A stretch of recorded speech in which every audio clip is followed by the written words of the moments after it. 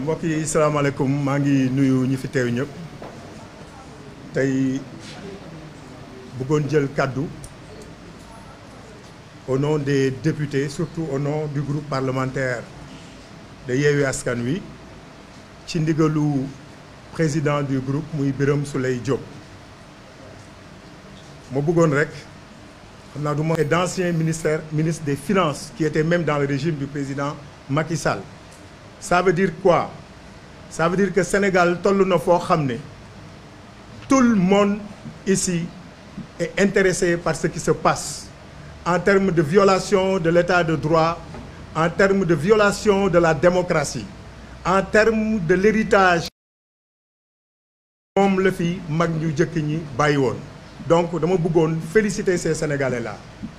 féliciter le peuple sénégalais bi nga xam ne depuis que le Sénégal est là ñun ñi ñëpp dafa am lu ñu fi fekk moom la wax léegi muy un héritage boo xam ni nit ñi ñu ngi koy jéem a perpétuer, mais malheureusement le régime de Macky Sall est en train de tout détruire. ma bëggoon nag def benn appel. Le premier, c'est par rapport à la justice de notre pays, parce que tey bu ñu demee ba un juge di rendre une décision mu nekk une exception, ça veut dire que la justice actuellement dafa éloigné wu du peuple sénégalais. Donc le 17, c'est un jour de réconciliation de la justice avec son peuple. C'est extrêmement important. ñëpp découragé woon nañ ci justice. Et pourtant su ma yaay Aïda Mboye wax na ko léegi, elle m'a marché sur la langue. Le juge Sabassi Faye n'a posé qu'un acte très très banal et ordinaire. Il n'a fait que dire le droit. Donc loolu waru woon sax jaaxal Sénégal. Donc bu demee ba jaaxal Sénégalais yi mooy wane ni effectivement justice jubootul ak peuple am te le 17 suba incha allah normalement c'est un nouveau point de départ pour la justice sénégalaise bi nga xam ne dafay réconcilier wu avec son peuple. beneen bi ma koy def aux forces de défense et de sécurité. ñoo bokk lépp man en mars 2021 quand j'ai été arrêté xam naa koo xam ne ci force de sécurité la bokkoon doomam bokk na ci ñi nga xam ne dañu décédé ci événement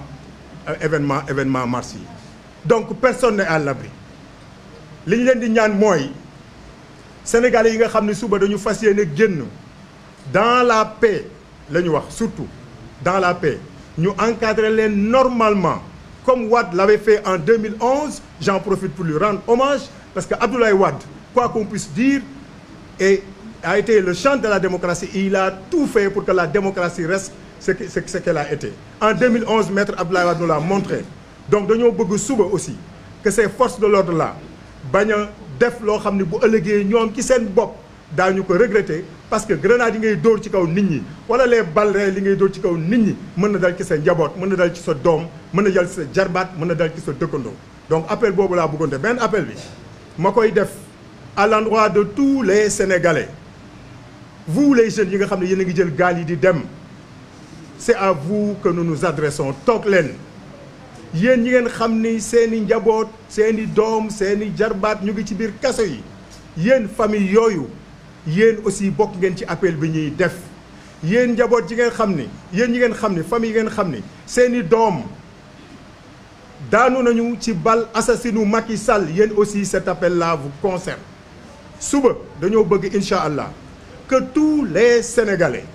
góor, jigéen, mag, ndaw, ouvrier, cadre de banque, cadre d'administration, ñi nga xam ni démocratie moo leen soxal, parce que mbir mi nekkatul mbiru président Ousmane Sonko kese. C'est parce que effectivement Ousmane Sonko dafa am espoir boo xam ni la majorité des Sénégalais jox nañ ko moo tax peut-être xeex bi yëpp tourner autour de lui, mais en réalité xeex bi ce sont vous ces Sénégalais-là yi ngeen xam ni yéen a ko jox bopp ba bu génnee mënatul dem dëj, mënatul dem ngénte, mënatul dem juma, mënatul dem fenn ba saa yu génnee ndiraan bi topp ko. Donc yéen war ngeen génn suba dans la paix. Kenn ku ci ne nag utal sa drapeau sa buntu kër ba la neexee taxawal sa buntu kër jël sa drapeau. ñi nga xam ne le matin avant ñuy atte ñu ngi ci tali bi ku ci yor sa oto wala sa moto bu la neexee nga klaxonner pour montrer que demain dafa doon nekk le jour où la démocratie sénégalaise bi nga xam ne nërmeelu na mu jël envol. beneen bi nag ma insister, cet homme, le président Ousmane Sonko, d'une dimension exceptionnelle. Cet homme-là vous a tout donné. Ousmane Sonko lépp jox na leen. Il est le symbole du sacrifice patriotique. Amul lu mu dajul de 2014 à maintenant depuis que PASTEF a été créé amul lu mu dajul. suma yaay Aïda Mbodj wax na ko moom ñu nekkoon nag ñoom le président Déthié Fall à l'Assemblée nationale gis nañ la mu doon daj. ñu jógee fa 2019 ñu jógee ay élections mu nekk 3e ñu ne nag waa ji il faut l'arrêter. Et depuis lors gis ngeen li mu subir sacrifice yi mu def yépp c'est pour vous le peuple sénégalais la ko defalu ko boppam. parce que bu doon bànneexu boppam kese lay ut nëga ni du tëdd fële au Cap Manuel ma nga ca njabootam di leen yiir di leen yor. donc suba c'est l'occasion pour vous le peuple sénégalais bi nga xam ni sondage yi ñu def yépp won na ni bu ñu demee élection à 8 heures à midi le président Ousmane Sonko aura un minimum de 60%. Ces 60% là ce sont vous les Sénégalais donc yéen waru leen seetaan seen espoir di nërmeelu espoir bi nga xam ni am nañ ko ci président Ousmane Sonko suba war nañ ko jëmmal war nañ ko wone dans la paix nag et la sérénité tojloowuñu kenn yàqaloowuñu kenn mais c'est un jour de paix pour ñun moom la war a doon c'est un jour de liberté loolu la war a doon suba donc ñu leen di woo kenn ku ci ne taxawaay boo mën a am na nga ko am pour que en fin de compte que Macky Sall xam ne moomul réew mi dañ ko dénk li ñu mënul nangu mooy mu utiliser justice pour éliminer des candidats loolu defoon na ko en 2019 avec le président Karim Wade et le président Khalifa Sall boobu ba léegi nag mu ngi koy jéem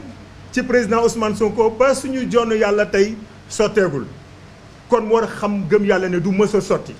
du mës a am incha allah gain de cause sur le président Ousmane Sonko parce que au-delà de ce qu'il incarne pour nous tous au-delà de ce qu'il incarne pour cette jeunesse là am na loo xam ne nag wax dëgg yàlla ci loxo yàlla lañ koy teg parce que bu ngeen xoolee le président Ousmane Sonko nañ doon accélérer ay dossiers am def ko fast track léegi nag c'est le contraire ñoom ñooy yéexal ay dossiers président Ousmane Sonko depuis que le juge Sabassi Faye a donné sa décision gis ngeen façon tappale bu ne ñu ngi koy def pour yéexal dossier bi pour que d'ici le 11 que le président Ousmane Sonko ne puisse pas déposer son dossier fan la ñu mës a gisee une décision de justice bu ñu war a mën a appliquer automatiquement ci saa si ñoom ñu ne dañoo def recours et que le recours est suspensif loolu moom mooy droit Sénégal actuellement nii man defuma droit am na fi ñu bari ñoo xam ne defuñu droit mais koo xam ne mu ngi en classe de terminale di gëstu droit sax xam na ni ce recours là n'est pas suspensif tey nag Sénégal foofu la toll loolu nag na ko nit ñi bàyyi xel parce que tey bu yaakaaree ni dina pare ci président Ousmane te du ma sa pare ci moom nag quelle que soit la situation peut-être ci ñeneen la jëm parce que li mu bëgg mooy li xew ay Congo xaw yeneen dëkk mu def ko fii dafa bëgg une dictature à vie te loolu duñ ko nangu donc Sénégalais debout demain dans la paix et la sérénité pour que démocratie bi nga xam ne moom lañ fi fekk ñu xeex ko suñu maam xeex ko bàyyi ko fi suñu mag xeex ko bàyyi ko fi suñuy bàyyi xeex ko bàyyi ko fi que Macky Sall moom aussi bàyyi ko fi mu dem abal ñu suñu réew on lui fait un dernier appel à lui réew mi donn ko na ko xam ci réew mi la jàngee xaalisu réew mi moo ko yóbbu ci école primaire école secondaire ba université xaalisu réew mi moom moo ko def cadre à Petrosen xaalisu réew mi moo ko def ministre xaalisu réew mi moo ko def premier ministre xaalisu réew mi moo ko def le président de l'Assemblée nationale xaalisu réew mi moo ko def le président de la République Macky Sall a tout eu grâce au peuple sénégalais il ne doit pas fi ñu toll nii loolu ko sénégalais yi ñu koy loon moom mu fay leen le contraire na delloo si xelam xam ni il va partir nous allons tous partir mais le Sénégal va rester donc suba inchallah ce sera un jour de gloire sera un jour de paix mais sera un jour de réconciliation de la justice avec le peuple sénégalais. Salam alaikum. Merci Aboul Abbas. On laisse la parole à Moustapha Guirassy.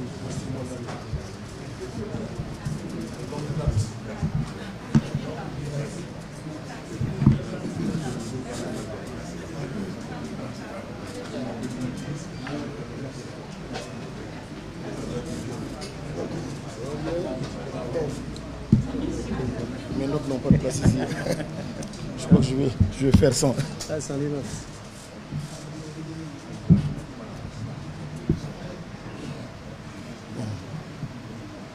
Assalamu alaikum. Di nuyu askanu Sénégal. Santaat sunu borom bu baax.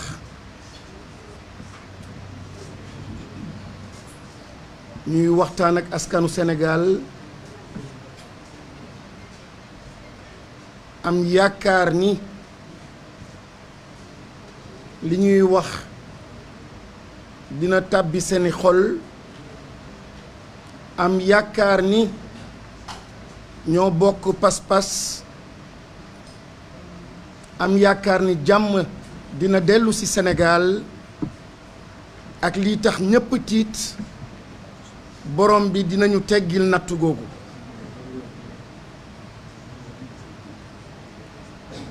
damay jëlaat kàddu pour waxaat ci le 17. Le 17 novembre bi ñi ma jiitu ci table bi wax nañ ko, dafa nekk bis bu am solo pour taarixu Sénégal. may ñaan sumay mbokk Sénégal, may ñaan suma peuple, le 17 bii ñu bañ ko enfermer mukk ci présent, ñu bañ ko def un combat diggante Macky Sall ak Ousmane Sonko, mais day nekk un combat entre le mal et le bien. day nekk un combat diggante liberté ak esclavage. day nekk combat buy def face à face dignité contre humiliation, contre bassesse. Le 17 bii maanaa boobu la war a am pour ñun Sénégal. te histoire mooy defar nit. te le 17 bii incha allah xale yu bëri, mag yu bëri, ndax seen taxawaay am na noo xam ni seen destin ak seen nité ak sens boo xam ni war nañ ko jox seen dund. 17 bi mën na nekk un jour déterminant. may waxtaan ak président Macky Sall di ko lancer tamit benn appel solennel. dafa raté ñaari occasion. Première occasion bi mooy en 2019 bi yàlla defee mu nekk président de la République. waroon na daw seytaane, waroon na daw fitna depuis lors mu leeral mbir yi ni je suis pas candidat. bu ñu teel a fàtte day tax ñuy def ay erreurs. Pendant presque 5 ans président Macky Sall téye na en haleine le Sénégal. dinaa présenté wu, duma présenté wu, dinaa présenté wu, duma présenté wu. Une question, un sujet aussi sérieux mu di ko différé nit ci di dee, nit ci di faatu ba à 6 mois de fi mu élection bi war a am ci lay doog a firi sénégalais ni duma candidat.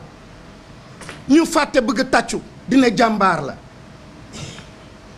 wante Sénégal baax ba léegi nanguwaat occasion boobu nangul ko mu nekk deuxième opportunité pour jàmm ñëw, sérénité ñëw, lu ñuy sàkku ni ñëw mooy mu ne duma candidat. bi mu ne du candidat jiit religieux yëpp taxaw dina lii la ñu bëggoon. jërëjëf Macky Sall. ndekete daf leen nax, ndekete dafa piéger le peuple sénégalais. ndaxte ñëpp gis nañ ni ndekete yoo Macky Sall teggiwul tànkam ci 3e mandat. ndaxte teggin ak humilité ak yar bii nekkoon ci président Senghor ba mu dem def tournée dem gis kilifa diine yi baalu ak tàggu 6 mois avant même muy renoncer muy dem Macky Sall encore à 3 mois mi ngi def ay tournée yoo xam ni tournée campagne la te mosagu leen dégg yéen journaliste mu dem Kédougou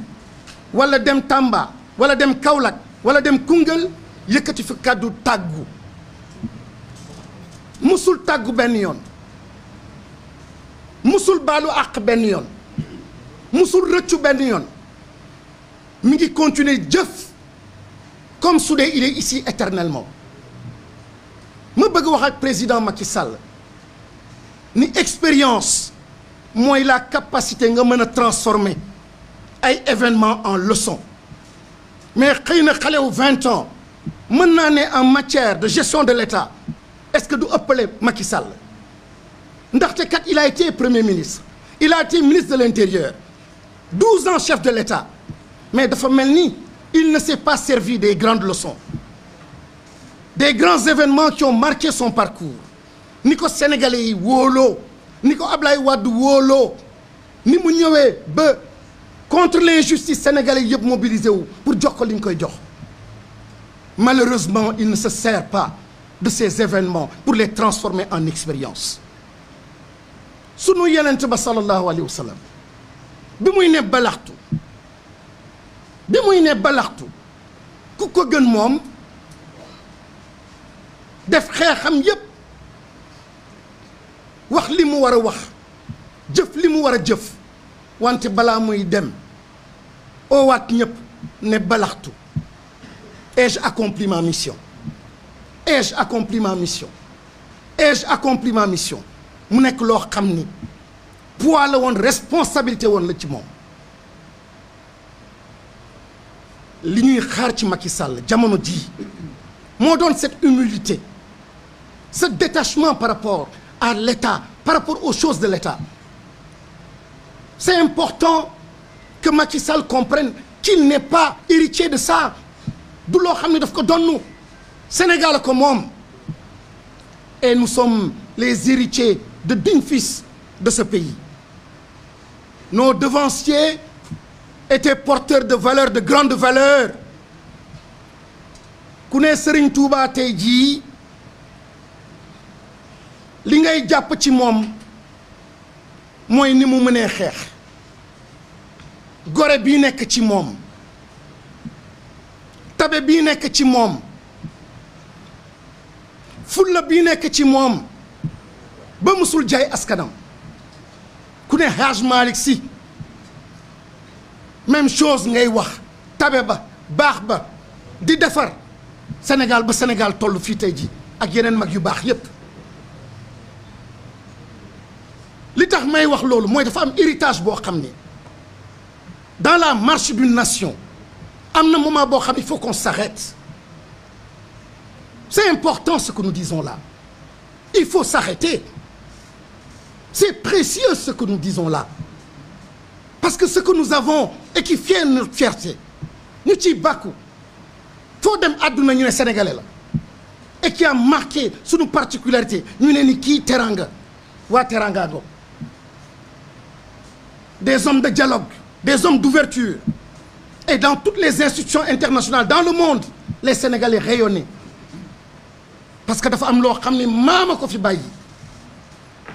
mais que l'on comprenne ce qui est en train d'arriver pendant 12 ans et si on laisse ce coup-là passer dama bëgg ñu def un peu d'anticipation et de prospective dans 5 ans dans 10 ans ak état de droit bi fi mu toll nii mais ça va être la mort de cette nation souvenez-vous de l'Égypte souvenez-vous de ces grandes nations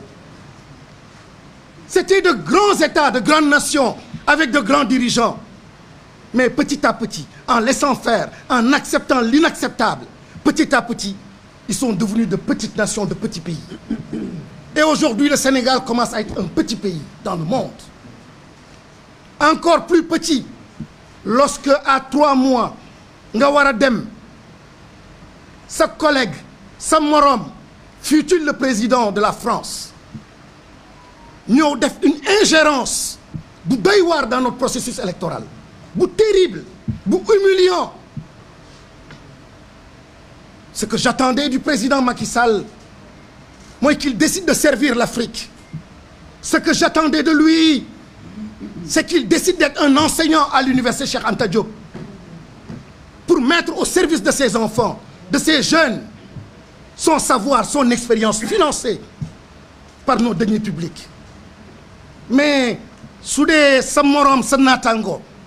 boo xam ne tey jii waxuma le peuple français sont nos amis,